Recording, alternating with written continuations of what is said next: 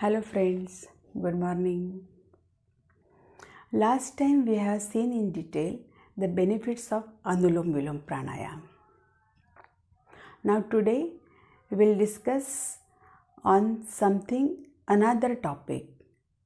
For example, Kumbhak. So in our childhood we used to play the game of holding the breath. Who holds the breath for longer period, he or she will be declared as a winner. This type of game everybody we have played in our childhood.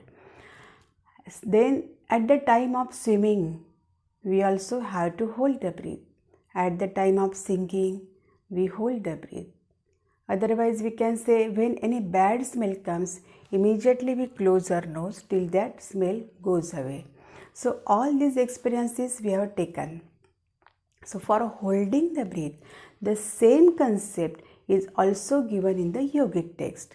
So for holding it, they have given the specific term and it is known as Kumbhak. Kumbha means any vessel in which we hold something or we can retain. So when the retention is done after inhalation, it is known as Antarkumbhak. When retention is done after exhalation, it is known as Bahya Kumbhak. So these are the types of Kumbhak. Now for holding the breath, they have in Yoga Shastra they have also given the proportion or they have also given the limit that how much we have to hold. Otherwise more than that, the carbon dioxide which are increasing in our body, that will be harmful. Say for example, this limit, it starts from the initial stage, that is 1:1:1. Then comes 1:1:2, 1:2:2. Then again after this limit, once we are confident till this, then comes 1:3:2. That means till 5 counts we will inhale, till 15 counts we will hold the breath, and till 10 counts slowly we will breathe out. Again next stage comes, that is 1:4:2. So this is the advanced stage.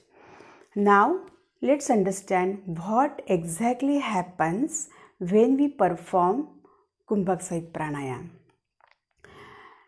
Here what happens when we hold it, then the oxygen level is decreasing and carbon dioxide level is increasing. So what happens? Neurons start giving the nerve impulses to the brain for breathing, and due to that the blood capillaries which are lying dormant, and as the CO2 level is increased, they get dilated and more blood is coming and they start their functioning properly. So in brief we will understand. Now I will perform this pranayam. Say for example I am performing Chandra Bhedan. So from left nostril, say for example I am inhaling till 5 counts.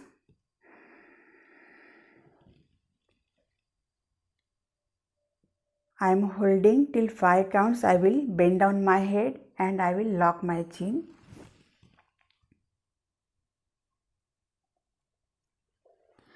And till 5 counts, I will slowly breathe out. In this manner, it is performed. Now, let's understand the benefits of it. So, at the physical level, any blood pressure patient, he is having that problem. So what happens, how it is beneficial for him?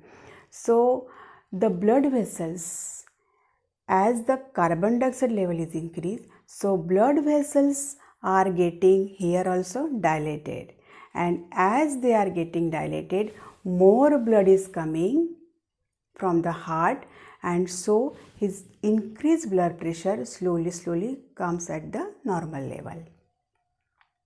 Then anti-inflammatory effect is also derived. if we are having inflammation anywhere in the body, that can be also reduced or that can also be removed. Then nose and sinus congestion, this problem is also solved. Now this increased carbon dioxide level, it stimulates the HCl. So the digestion problems are also removed or reduced.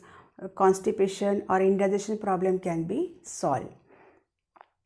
Now due to this, mitochondria is increasing in our body.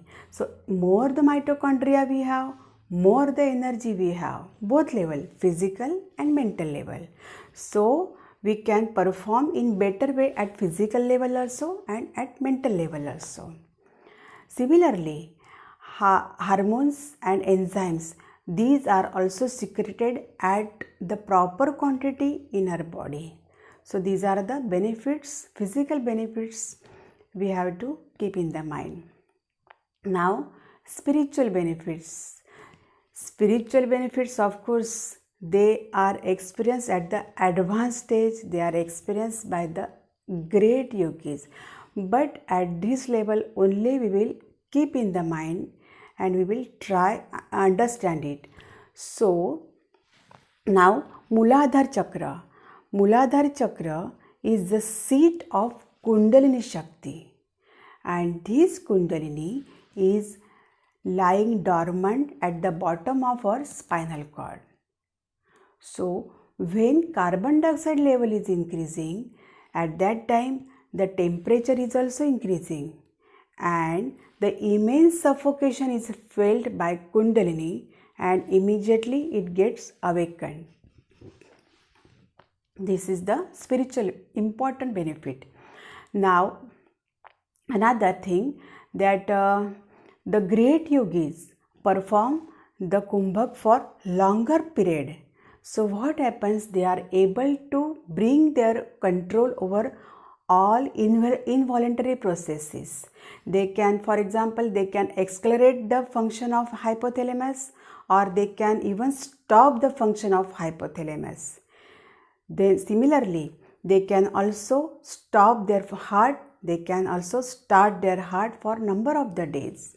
They can bring the control over digestion, they can increase or decrease their temperature. So all these involuntary processes they can bring under their control. So this is very important benefit.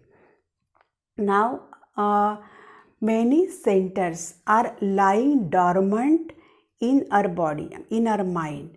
So as the blood capillaries, our blood vessels are lying dormant and centers are also lying dormant, this increase carbon dioxide level, and for oxygen they demand oxygen, and as they demand oxygen and they start their functioning properly and they get revived. So this we have to keep in the mind. Now last but not least, the contraindication of it. So at the initial stage anybody can perform it, but some people are not supposed to perform it.